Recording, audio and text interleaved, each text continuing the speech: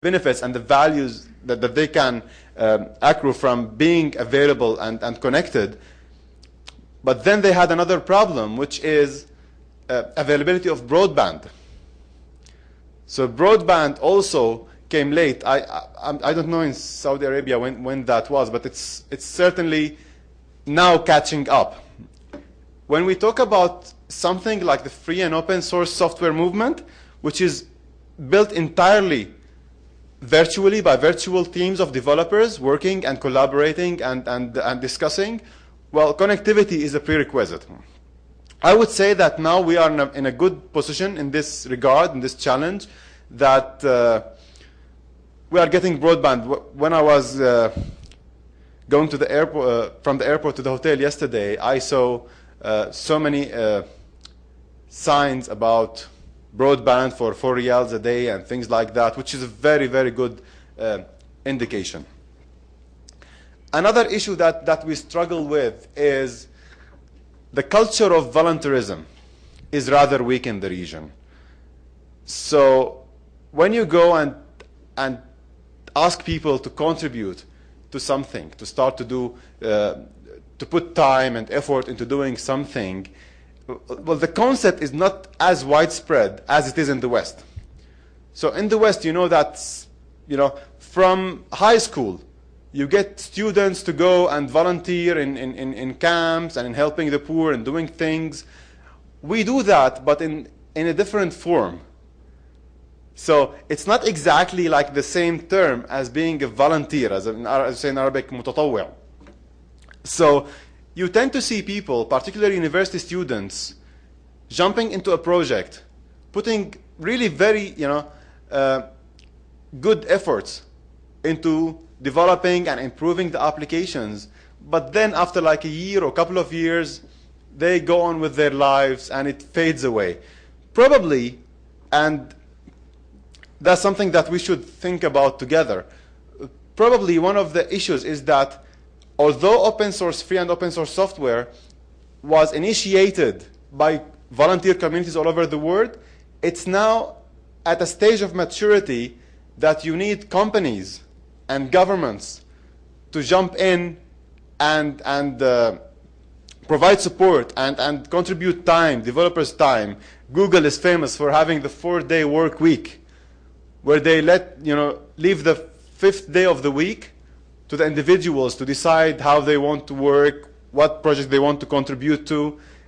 So probably that's one of the things that we should be looking at and probably react to.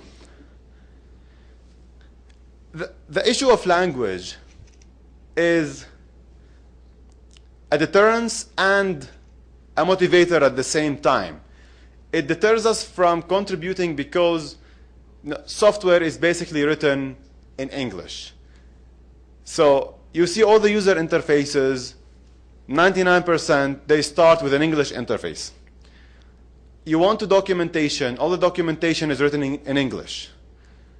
Well, we had this argument in the region that English is the language of technology, and so anyone who works in technology should understand English, but I don't think this still holds true, especially with statistics showing that in the region, Arab speakers on the web, only 35% of them speak English well enough to interact meaningfully with websites, with projects, with applications. More than 2/3 of Arab internet users don't speak English.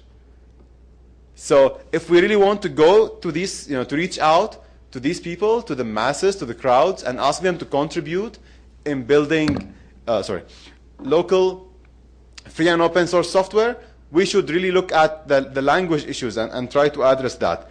And the language issue also extends to the documentation side of free and open source software. And by documentation, I don't mean only like these thick, heavy books that you get from publishers telling you how to use Drupal or how to write Linux kernel modules or whatever. It's all kinds of documentation. It's like blogs, like educational videos posted on YouTube or other services, tutorials. we have very, very, very little documentation of free and open source software written in Arabic. And that prevents people who are like young and have all the time in the world to put into software development from jumping into the communities and start to actually write and develop and free and open source applications. So that's something that we should really think of and consider. We also have some challenges when it comes to capacity building. There are so many courses, ICT, information communication technology courses, and software application courses introduced to even elementary school students, but unfortunately they focus on applications, not technologies. So they teach you Excel, not spreadsheets. They teach you Word, not word processing. And what happens is they create a vicious cycle where those who were trained on specific products, they have to unlearn all the skills that they learned to start working on others.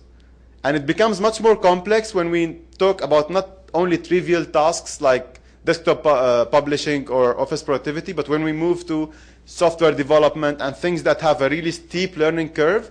So if you invest 3 or 4 years of your life learning a specific integrated development environment or a specific programming language, you will resent any tendencies to move into another one and spend probably 3 or 4 more years learning that, number one. And number two, even if you want to do that, you won't be, it's quite unlikely that you will find relevant courses, relevant capacity building trainings, certification programs that would help you moving forward and switching your skills or updating your skills. And the last question is a question of an enabling environment. Professor Derek talked to us this morning about the business of free and open source software. And so many names: Alfresco, Red Hat, MySQL, Akuya, who is doing the Drupal now. These are companies and foundations that were built around free and open source applications. And I think now we are quite advanced in the debate around free and open source software business models. Like 5 years ago, everyone was questioning, how can I make money if I'm giving my code away? But now we have success stories, we have research that proves that, oh yes, you can make money and create beautiful software and give it away for free.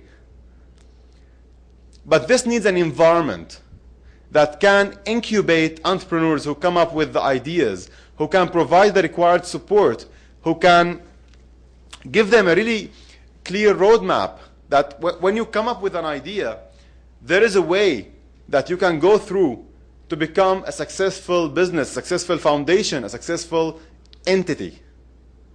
So these are elements that we need to think about.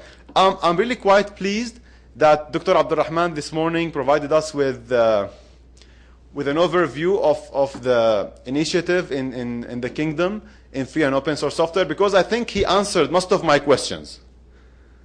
So the initiative is trying to address issues of documentation, language, the enabling environment, how to support new ideas and new applications and new technologies. This is getting critically important as we move into what we call ubiquitous computing, where we have computers all around us. We have computers in our watches, in our mobile phones, in our cars, everywhere. And guess what? Most of these guys are going to the free and open source software world to borrow software to put in your SUV or in your watch or in your mobile phone. So Android is quite a good example. Well, when Google, with all their heavyweight development efforts that they have, wanted to enter the mobile market, well, they have a very tough competition.